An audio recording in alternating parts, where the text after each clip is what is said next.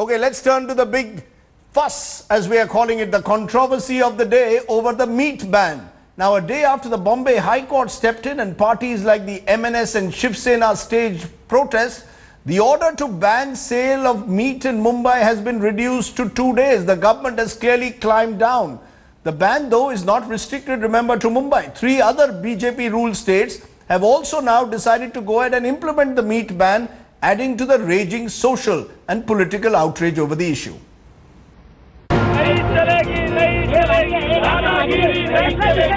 Amid the protests and the High Court intervention, the ban on meat sale in Mumbai was finally reduced from 4 days to 2 days, including the ban enforced on Thursday.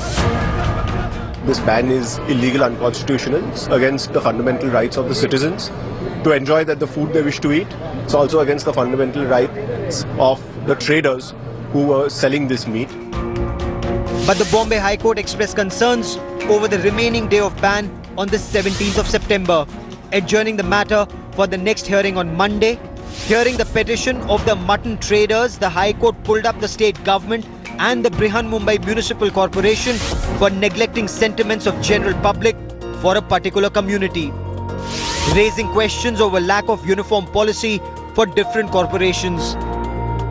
After a lot of controversy and uproar regarding the meat ban during the Jain festival procession, today finally Brihan Mumbai Mahanagar Palika revoked 2-day ban imposed by them.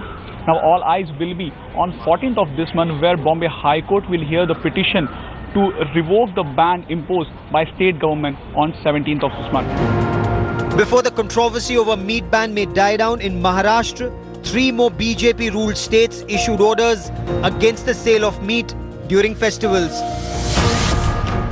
While the Rajasthan and Chhattisgarh government banned the slaughter of cattle, a similar order was issued by Ahmedabad Police Commissioner.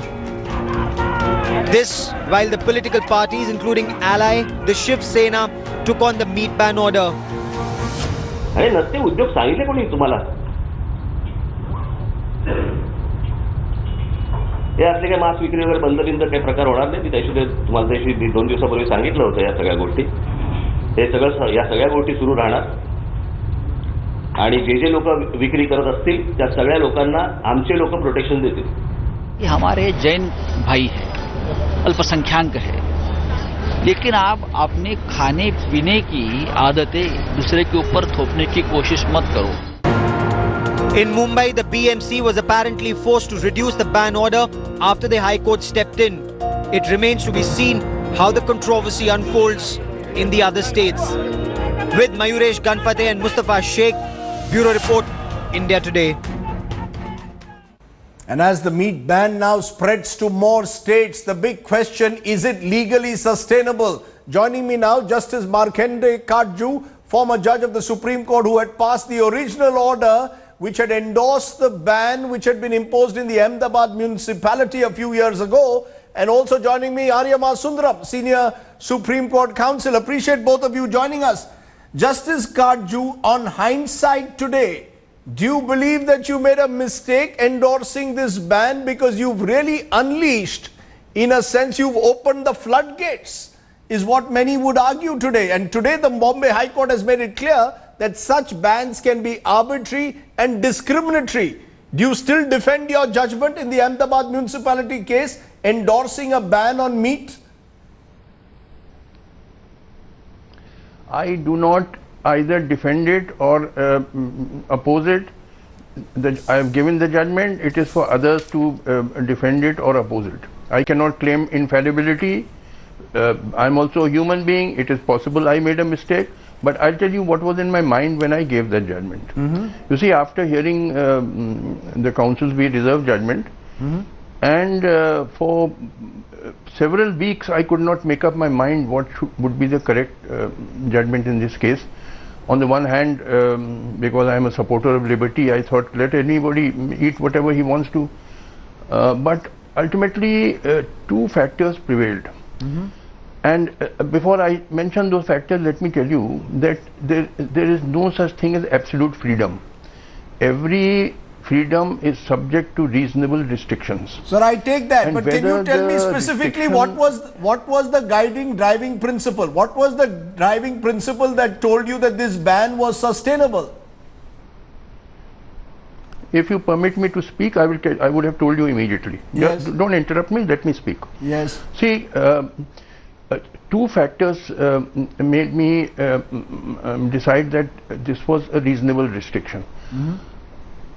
Now see, in the case of State of Madras versus V.G. Rao, the Supreme Court had said that in testing whether a restriction is reasonable or not, one of the important tests is whether it is excessive.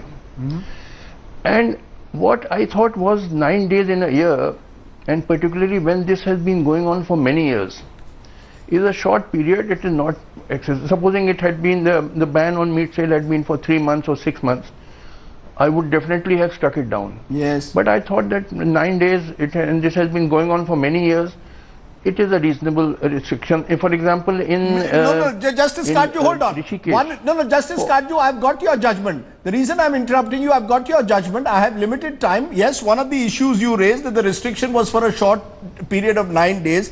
But you also said there is a large Jain community in Western India, including Ahmedabad. And in a country like India with such tremendous diversity of religions, castes, languages, we must respect the feelings of all communities. Today it's the Jain community in Mumbai. Yesterday it was the Jain community in Ahmedabad. Tomorrow it will be the Muslim community somewhere else. Third day it will be some other community in some other part of the country. Where will this end? That's my worry. Aryama Sundaram, do you go along with what Justice Kajju's argument is? That there is diversity in the country and we must respect all communities, including the Jains?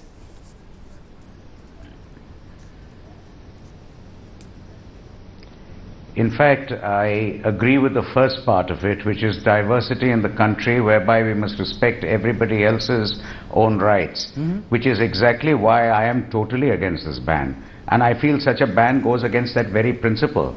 You see, let's not forget that when we are talking about tolerance, it means tolerance works on both sides. If somebody says nothing doing, you shall eat meat. I mean, here I'm a strict vegetarian, but despite being a strict vegetarian, I feel such a ban is abominable. Because what right do I have to inflict my own feelings on other people? So when we are talking about tolerance, we are not talking only about the tolerance of one person saying, look, the other person's feelings at that given time, he doesn't want me to eat meat. That is not tolerance. The tolerance is really from the other person who says, look, I am a vegetarian at this time. This is a festival of mine where I am very strict. But that does not mean I will interfere with somebody else's right to do what they are doing, as long as they are not doing it in my house or in my space. Today you've got a High Court judgment which has come out in Jammu and Kashmir. You've got a High Court judgment in Jammu and Kashmir which has endorsed the beef ban. You have the Supreme Court order of Justice Kajju which has endorsed the ban on meat. Most unfortunate. Most unfortunate. You believe it's violative of Article 19? That's why I'm saying. In fact, it's most unfortunate.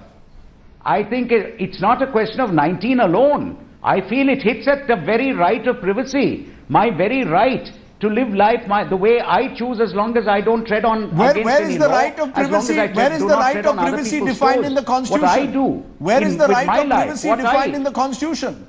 Where is the right of privacy defined in the Constitution? Well, right of privacy has been read into. Right of privacy.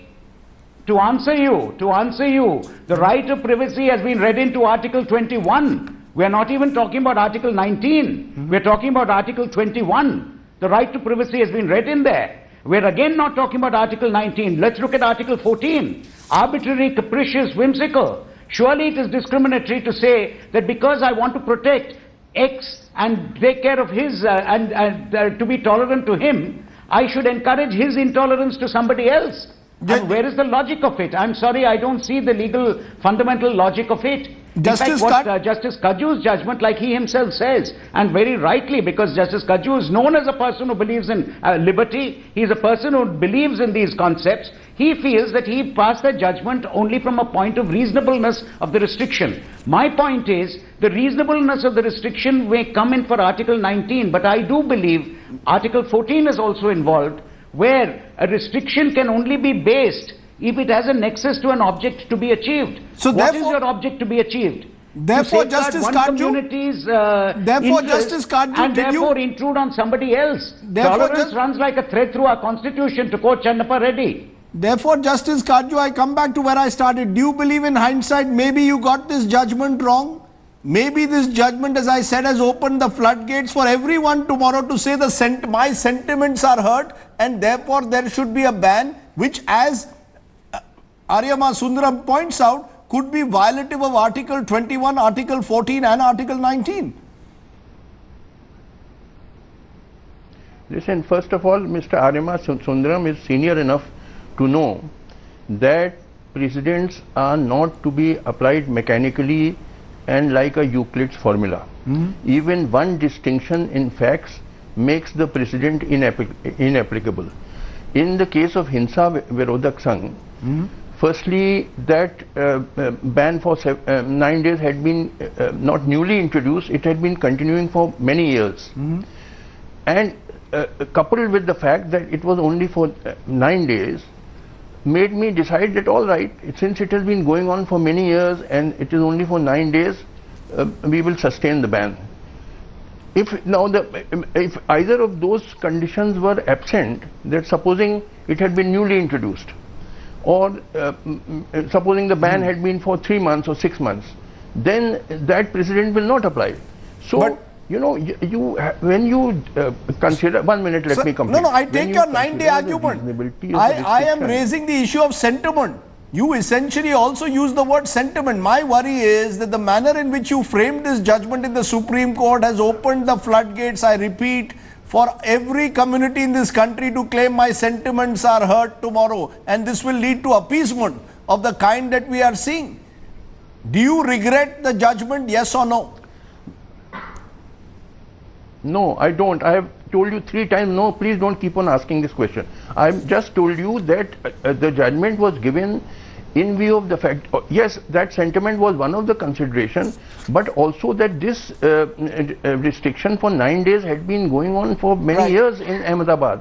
It was not something newly introduced. Sentiment was just one of the factors. In fact, it was introduced because of sentiment, but it had been going on for many years, not a new restriction. So, considering both these factors, I sustained that final word, either of these two factors. Final word from you, Aryama Sundaram. Do you believe that the time? Do you believe, Aryama Sundaram, the time has come to redefine this entire issue of privacy and to make it very clear that no government can enter my kitchen. No government can enter my kitchen, or good governance cannot become food governance. In fact, Rajdeep, that is the essence of a democracy. That is an essence of freedom.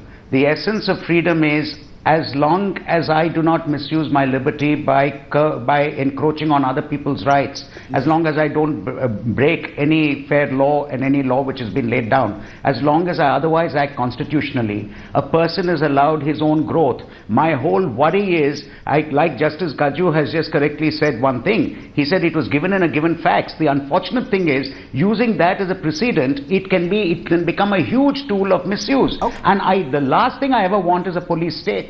I do not want my state to be telling me how I should lead my everyday life. It's not their business, and eating meat is not a pernicious activity like drugs is, or something else which is a prohibited activity. It is not. If it is not, how can you impose a prohibition on that, even if it's for a day, on anybody? Okay, so even if it is for a day, it's not about 9 days, you're saying even if it is for a day, you cannot impose a prohibition of this kind. Justice Karju, on the other hand, believes 9 days is a reasonable restriction. Justice Karju, Aryama Sundaram, appreciate your joining us on our Face Off tonight. Thank you very much.